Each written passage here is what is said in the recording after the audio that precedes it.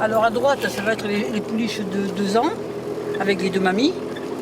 Et à gauche, c'est les juments pleines. Alors maintenant, le tout, c'est de les apercevoir. Regarde.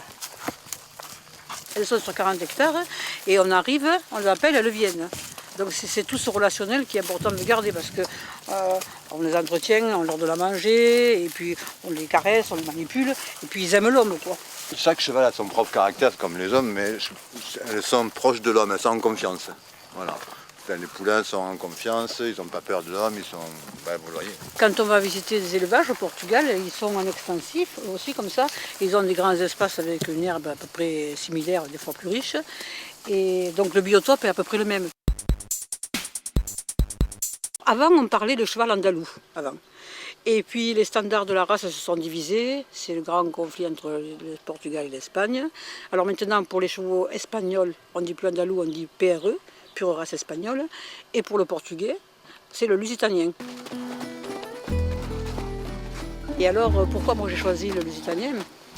Ben, comme je le dis, parce que c'était lui, parce que c'était moi, quoi. Voilà. Un jour, je travaillais dans un club et j'ai vu un cheval, un Ortigo Costa, j'ai vu un cheval, je ne connaissais pas le lusitanien.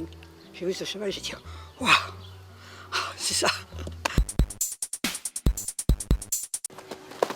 Ce qui les caractérise, c'est leur rondeur. La forme harmonieuse, bien rond, belle épaule, la coupe qui descend bien, ici, et puis l'œil, ce bel œil.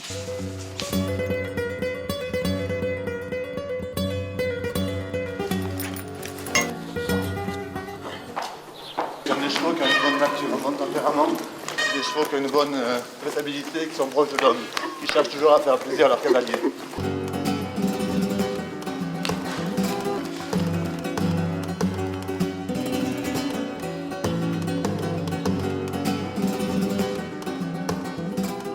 Qui a beaucoup d'allure, beaucoup de prestance. On appelait les Italiens les chevaux des rois. Dans mon optique, on est éleveur. La première chose, je sais que les chevaux, jusqu'à ce qu'on les ait, ils soient bien dans leur tête, bien dans leur mental et qu'ils se sentent heureux. D'ailleurs, ici, il y a beaucoup de chênes et c'est un lieu très fort, très chargé. Donc c'est important, les chevaux se trouvent bien ici. Et puis, bon, mais il faut les vendre aussi. Mais dans une autre vie, je ne ferai pas éleveur. Ça, je peux vous le dire, c'est trop dur d'élever un cheval jusqu'à 3, 4, 5 ans et puis de le laisser partir. Comme ça. Et dans la recherche, moi j'ai envie de trouver des gens qui ont le feeling. J'ai envie de créer un couple, vous voyez. Je voudrais trouver pour chacun de nos chevaux, je voudrais trouver l'âme sœur. Voilà. Le cheval qui correspond, la personne qui flash en disant, voilà, ben c'est lui.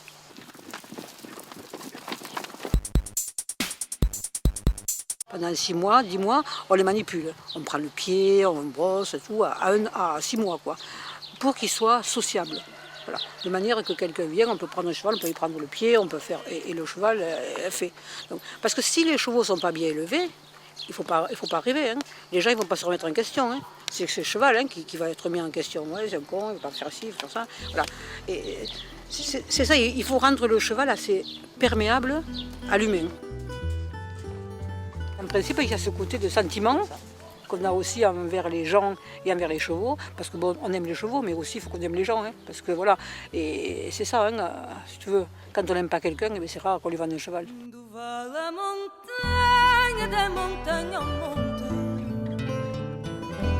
Cavalo de